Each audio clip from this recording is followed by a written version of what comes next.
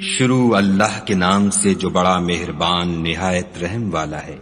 نون قلم کی اور جو اہل قلم لکھتے ہیں اس کی قسم کہ اے محمد صلی اللہ علیہ وآلہ وسلم، تم اپنے پروردگار کے فضل سے دیوانے نہیں ہو، اور تمہارے لیے بے انتہا اجر ہے، اور تمہارے اخلاق بڑے عالی ہیں۔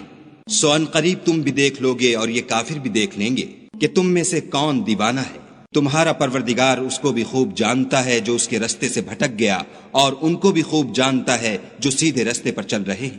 تو تم جھٹلانے والوں کا کہا نہ ماننا۔ یہ لوگ چاہتے ہیں کہ تم نرمی اختیار کرو تو یہ بھی نرم ہو جائیں، اور کسی ایسے شخص کے کہے میں نہ آ جانا جو بہت قسمیں کھانے والا ذلیل اوقات ہے، طعن آمیز اشارتیں کرنے والا، چغلیاں لیے پھرنے والا، مال میں بخل کرنے والا، حد سے بڑھا ہوا بدکار، سخت خو اور اس کے علاوہ بدذات ہے، اس سبب سے کہ مال اور بیٹے رکھتا ہے۔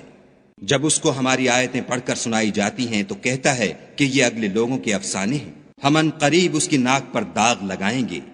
ہم نے ان لوگوں کی اسی طرح آزمائش کی ہے جس طرح باغ والوں کی آزمائش کی تھی، جب انہوں نے قسمیں کھا کھا کر کہا کہ صبح ہوتے ہوتے ہم اس کا میوہ توڑ لیں گے، اور انشاءاللہ نہ کہا۔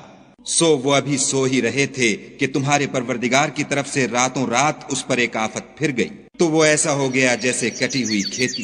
جب صبح ہوئی تو وہ لوگ ایک دوسرے کو پکارنے لگے کہ اگر تم کو کاٹنا ہے تو اپنی کھیتی پر سویرے ہی جا پہنچو۔ تو وہ چل پڑے اور آپس میں چپکے چپکے کہتے جاتے تھے کہ آج یہاں تمہارے پاس کوئی فقیر نہ آنے پائے، اور کوشش کے ساتھ سویرے ہی جا پہنچے، گویا کھیتی پر قادر ہیں۔ جب باغ کو دیکھا تو ویران، کہنے لگے کہ ہم رستہ بھول گئے ہیں، نہیں بلکہ ہم برگشتہ بخت بے نصیب ہیں۔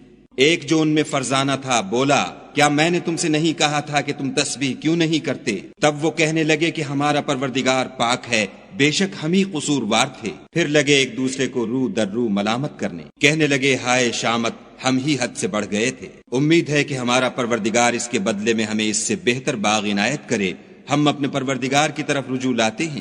دیکھو عذاب یوں ہوتا ہے، اور آخرت کا عذاب اس سے کہیں بڑھ کر ہے، کاش یہ لوگ جانتے ہوتے۔ پرہیزگاروں کے لیے ان کے پروردگار کے ہاں نعمت کے باغ ہیں۔ کیا ہم فرما برداروں کو نافرمانوں کی طرح نعمتوں سے محروم کر دیں گے؟ تمہیں کیا ہو گیا ہے، کیسی تجویزیں کرتے ہو؟ کیا تمہارے پاس کوئی کتاب ہے جس میں یہ پڑھتے ہو کہ جو چیز تم پسند کرو گے وہ تم کو ضرور ملے گی؟ یا تم نے ہم سے قسمیں لے رکھی ہیں جو قیامت کے دن تک چلی جائیں گی کہ جس شے کا تم حکم کرو گے وہ تمہارے لیے حاضر ہوگی؟ ان سے پوچھو کہ ان میں سے اس کا کون ذمہ لیتا ہے؟ کیا اس قول میں ان کے اور بھی شریک ہیں؟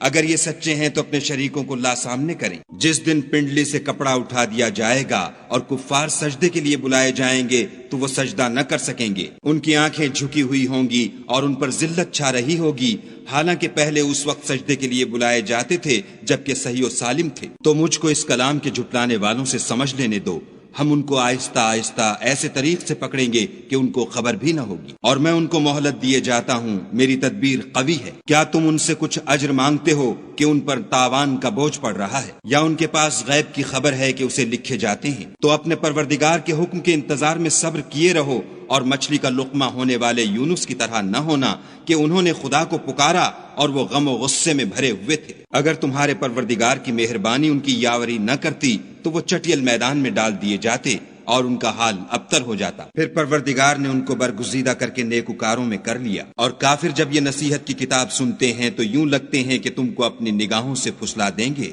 اور کہتے ہیں کہ یہ تو دیوانہ ہے۔ اور لوگو، یہ قرآن اہل عالم کے لیے نصیحت ہے۔